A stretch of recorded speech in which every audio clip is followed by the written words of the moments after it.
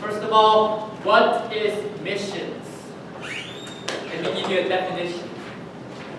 Missions is evangelism in a cross-cultural context. So if you're doing evangelism, it doesn't mean missions, but it's evangelism in a different culture, a cross-cultural context.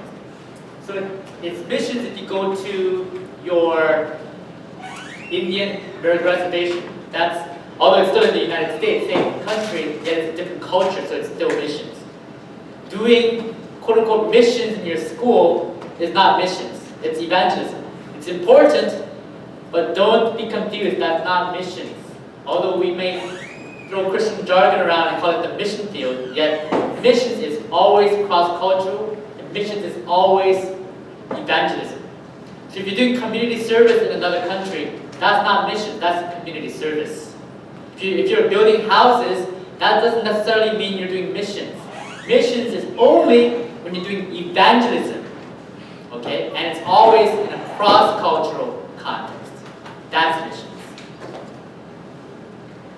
So if you're a second-generation Korean and you're evangelizing to a first-generation Korean, that could also be missions because it's crossing a cultural barrier.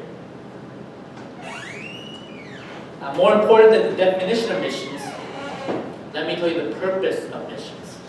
The purpose of missions is not to convert people. The purpose of missions is not to get more people into our religion. The purpose of missions is not about spreading Christianity. That's not the purpose. It could be the result of many of these things. But let me tell you why missions exist. Missions exist to spread worship. That's what missions. I'm not talking about the definition, but the purpose behind it. One day, when the whole world worships God, there will be no missions and no reason to do missions, no purpose behind missions. Missions will no longer exist when everybody worships God. But missions exist today because worship doesn't exist in certain places. And we're going to these other countries, China, Mexico, Brazil, India, to spread worship in places where God is not being worshipped. So it's not just about whether there's a church or not, or whether we're doing VBS or not, or whether they have a Bible in their language. We're not going there to spread Christianity. We're not going there to pass out more Bibles. The purpose of us going to these places is to spread worship. So it means even in this small church in Mexico, full of Christians, full of people who know Jesus, yet we go to that small church to spread worship. Some of them have never worshipped in a big context. Some of them have never worshipped with musical instruments. Some people in China have never worshipped without being persecuted. And so we go to these places, some places that know Jesus, some places that don't know Jesus, so we can spread worship. And we're going to all these different places to spread the worship of God. And when God is worshipped in every corner of the world, then missions will no longer be needed. But until that day, until Jesus comes back and returns, we will do missions to spread the worship of God. That means primarily we have to be worshipers, not primarily evangelists, not primarily missionaries, not primarily teachers of God's word. Primarily we have to be worshipers, because you cannot spread something that you know nothing about. Let's not forget, the first disciples were missionaries. The 12 disciples were missionaries. And they went to as far as they could go. Starting from Jerusalem, then they went to Samaria, and to the ends of the world at that known time. I remember visiting India. There was a small hill in India, and a church there. A church that's dedicated to the Apostle Thomas. Remember Doubting Thomas? He went all the way to India to preach the gospel. And of course he was persecuted. They told him to stop talking about Jesus. He said, "I will not." And some Indians grabbed a spear and went through his body with that spear. And now there's a hill where he's buried, and it's called the St. Thomas Hill. There are some churches even in India tracing back their origins to the days of Thomas. Even Apostle Paul, we know many of his letters from the New Testament. Although we may see him as a theologian, maybe a pastor or preacher or evangelist, but primarily he was a missionary. Don't forget that these letters were actually missions letters. They were not theological letters. They were not church letters. They were missions letters. He was sending letters to the places where he missioned. Okay, so that's what they are.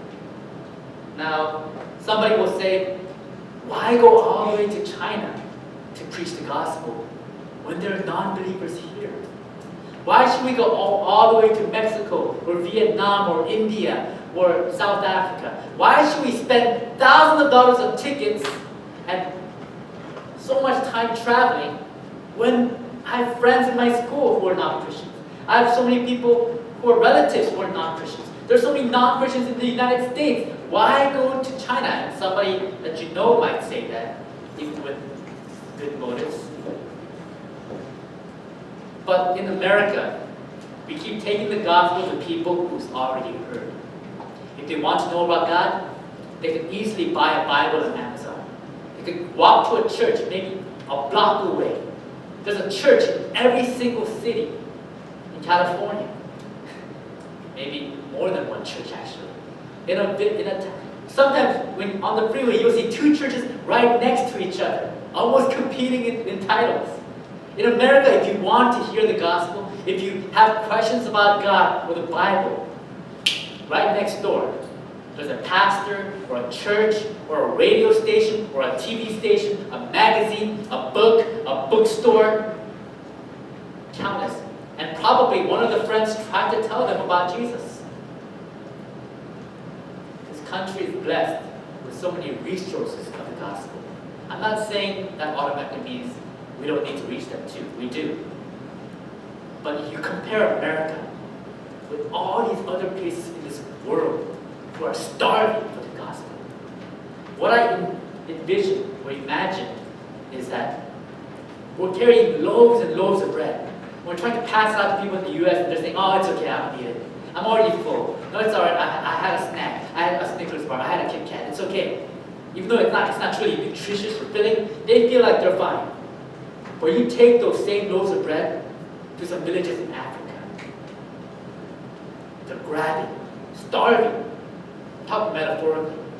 I once went to India to teach some pastors about theology. When they heard that I was coming to India to teach some pastors, so many people gathered, pastors, non-pastors, church workers, church secretaries from all over the country. One woman took the train for 56 hours just to hear me. And I wasn't famous or anything.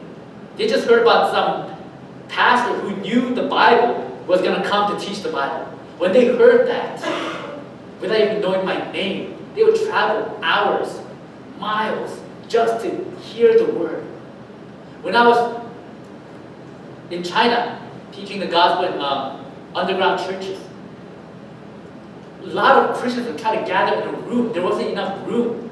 They would try to listen. They would try to hear the translations of what I was saying through windows and just trying to hear through the hallways because they couldn't get into the room. People are starving for the gospel. People are starving for the gospel all over the world. And yet we have so much bread here and people don't want it. But out there, people are grabbing for it, starving for it. They'll even take a fake, they'll take a counterfeit. They'll take a Jehovah's Witness or a Mormon if it sounds kind of true. Something to fill their emptiness, something to fill their heart. They're starving out there. We need to go out there to give them bread, the bread of life. There's too much bread here already.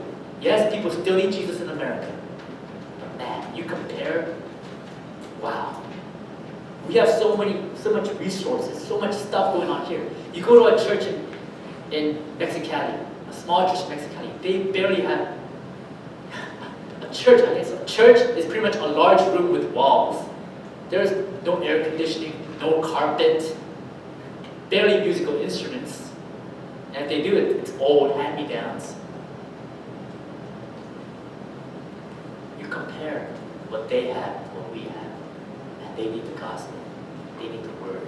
They need people to teach them about God. Now let me tell you 3 things that the world lacks right now, today. Let me tell you 3 things that the world lacks. Number 1, they lack Bibles. They lack Bibles. Even countries like China that claim to have Bibles, if you really take one of their official government-made Bibles, it's written in the traditional Chinese language, which is difficult for the regular, average Chinese person to understand. They cannot read the government-issued Bible. It's like as if we were trying to read Old English. I mean, we could kind of know what it says, but who's really going to read Old English Bibles? Just like them. They don't have Bibles in so many places in the world. North Korea, such a scarcity of Bibles. People, missionaries in South Korea are trying to like balloon them in. They put Bibles in balloons, hoping that the wind will carry it across the border. If you're caught with a Bible in North Korea, you will be sent to a concentration camp. I like to tell the story every year for missions about this. I have a friend of a friend of a friend, okay, 3 times. Friend of a friend of a friend, who, when she was young, in Korea, I think she was probably in 2nd grade, they were given a homework assignment. The homework assignment was to go home, look all around the house, under the bed, whatever. Look for a book with a black cover. It's a hidden book. Find it, bring it to class, and we will declare you a hero, we will put ribbons on you, we will give you a prize. The next day, there was about 6 or 7 kids who brought this hidden book with a black cover. And they were told to stand up. They were paraded around. These are the heroes of our country, doing the work of the government, work of goodness. They were given ribbons. They were given prizes. They were honored in front of all their classmates. She was one of them. She found that book. She was so excited. She went home that day. She couldn't wait to tell her parents about what happened at school that day, how she was honored. But it's dinner time and her parents are still at home. What's going on? It's late at night. Parents still not home. She never saw her parents again because they were sent to concentration camps. The book that she brought to school was a Bible that was hidden in the house. They're caught with the Bible, automatic concentration camp. And I have stories and stories of people who've been in concentration camps in North Korea just because they had a Bible. They have Bibles hidden in windowsills, rolled up. They have Bibles hidden underneath the floors. You know how you can lift up the floor sometimes. They hide their Bibles. It will be so much easier to be away with it, so you'll be safe. But to them it's so precious, sometimes literally more precious than life, because there's such a scarcity of Bibles around. And I don't know if this was this wasn't North Korea, but I forgot which country it was, but such a scarcity of Bibles and such persecution that members of the church had to memorize certain portions of the Bible. So it's like, James, you're responsible for John chapter 1, 2, and 3. You're going to be in charge of the book of Ephesians. So when we have to recite a passage from Ephesians chapter 2, it's you. And so people in the church were assigned parts of the Bible to memorize because they didn't have anything to hold. There's a scarcity of Bibles. Number 2, there's a scarcity of churches. There's a lack of churches all around. Some people travel hours to get to church. Some of you might complain, 25 minutes to church. Oh, my house is 40 minutes away. Oh, I'm past San Ramon. Oh, I live so far. At least you could drive to church or the bus. People in the Philippines have to go up and down hills, pretty much mountains, climbing mountains for hours. And when they get to the church, they're glad to spend 6-7 hours at church. I mean, we feel like 2 hours is too much. Oh my gosh, I'm going to go home. But they spend 2 hours just getting to church. When they're there, they want to make the most of it. As long as they can stay 6, 7, 8 hours, oh man, you gotta go. Church is going to close already. But I do have to get home before midnight. Because there's a lack of churches. It's not next door. It's not just another town away. It's like miles away. And so sometimes when they have a visiting pastor, a visiting evangelist, man, it gets full, packed house. Number 3, there's a lack of freedom. As I mentioned before, there's persecution all around the world, especially in the Middle East. They're not free to worship. They're not free to study the Bible. I remember visiting an underground seminary in China. To get there, I went on my own because I didn't want to get my missions team or organization in trouble. And I really wanted to see the underground churches of China. And so I went by myself, hooked up with the missionary there, and then I followed her to an underground seminary first we had to wear disguises, and then we would go to an alley to make sure we weren't being followed. And we went downstairs, and back upstairs, and upstairs some more, and then back down to make sure we weren't being followed. To end up in a seminary, the whole seminary could fit in this chapel right here. Of course, there were several rooms, of course, but the whole seminary could fit right here. And pretty much seminarians were sleeping at the seminary because if they were caught at home, studying the Bible, they might be in trouble. And so it's an underground seminary, and man, it was packed, small rooms, fitting 8 people per room, but they were there to study because of lack of freedom. They can't just do what they want. And in some places in China, especially in the villages, they have to worship in secret. Worship in silence, actually.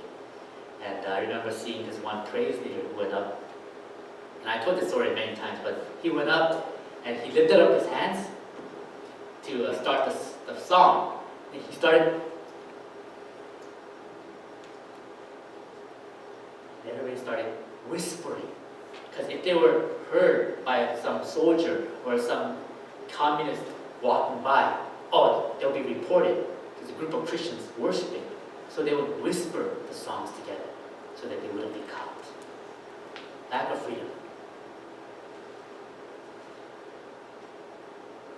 Now, these are some latest statistics. World population, 6.5 billion. 33 claim to be Christians. And you see the other percentages there.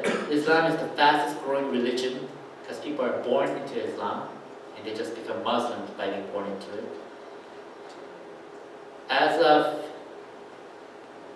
February 1st, 2012, there are 1.8 billion people who are unevangelized, that's 28% of the world. 34.3 billion people die without Christ every year.